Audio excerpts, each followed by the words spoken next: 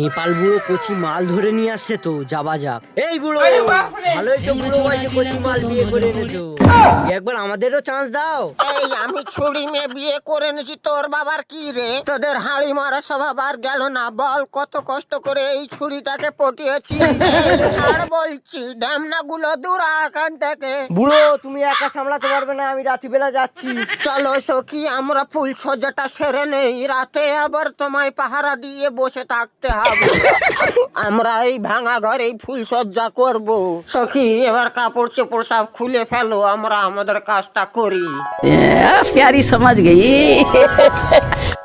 এই নাও বউ, আরে খাও, কিছু হবে না, এটা জল।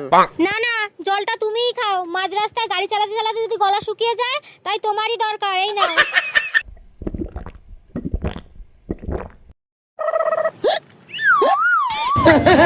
এই কি গো, শুনছো? কি গো? হায় হায়, এ বুড়ো বাম ফুলসজ্জা করবে বলে নিজেই ঘুমিয়ে পড়লো।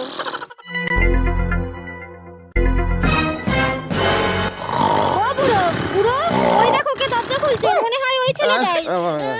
এই কে রে?